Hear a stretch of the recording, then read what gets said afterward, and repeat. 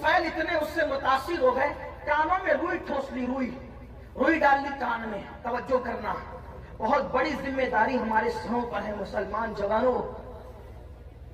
کانوں میں روئی ڈال لی اس نے، طفیل نے، اور اس کے بعد سوچا کہ حضور کی آواز میرے کان میں نہیں آنا چاہیے، میں ملوں گا بھی نہیں، ان کی بات سنوں گا بھی نہیں۔ کہتے ہیں طفیل آخری رات آ گئی، اب مجھے، چونکہ میں مکہ تجارت کے لیے آیا تھا، آخری رات آ گئی، مجھے مکے سے جانا کہاں تھا؟ اپنے وطن۔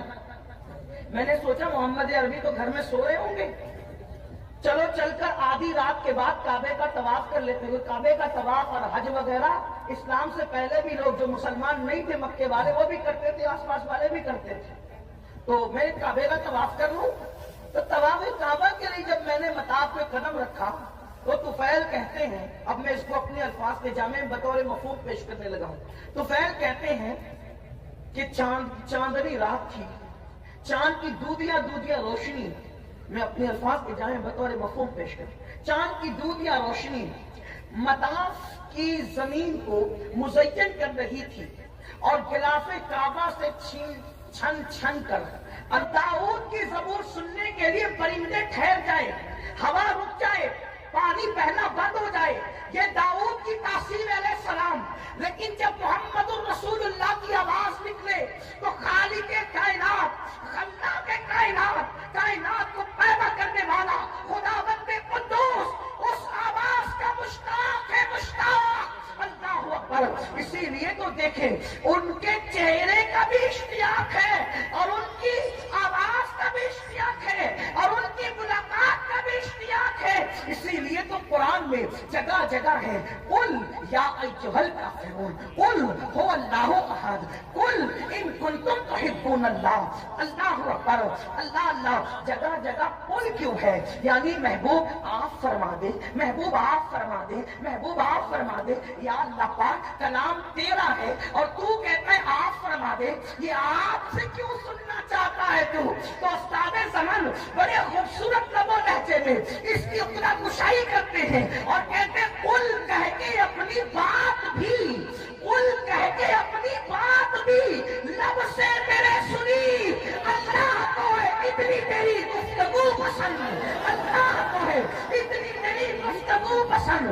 طفیل کہتے ہیں خوبصورت سی آواز میرے کانوں میں آ گئی، میں نے سوچا آواز اتنی خوبصورت ہے تو آواز والا کتنا خوبصورت ہوگا، آواز والے کا انداز کیا ہوگا۔ آواز خوبصورت، کلام خوبصورت، اس کا چہرہ بھی تو دیکھیں۔ طفیل کہتے ہیں میں بیتاب ہو گیا، میں بے قرار ہو گیا، اپنے آپ پہ قابو نہ رکھ سکا، اور میں دوڑ کر کے گیا تو میں نے کیا دیکھا کہ حضور ہی تھے جو نماز میں تلاوت کر رہے تھے، اور میرے کان اس طرف متوجہ ہو گئے۔ میں نے سوچا یہ شاعری بھی نہیں، یعنی نظم بھی نہیں، یہ نثر بھی نہیں، نہ نظم ہے نہ نثر ہے، اس لیے کہ اللہ اکبر، نظم کہیں تو کیسے کہیں، نثر کہیں تو کیسے کہیں۔ وہ سخن ہے جس میں سخن نہ ہو، وہ بیان ہے جس کا بیان نہیں۔ جب بندے کے کلام کی یہ شان ہے تو اس کے بنانے والے خدا کی شان کا عالم کیا ہوگا۔ آپ دیکھتے چلے جائیں، اس کا کوئی جواب ہے۔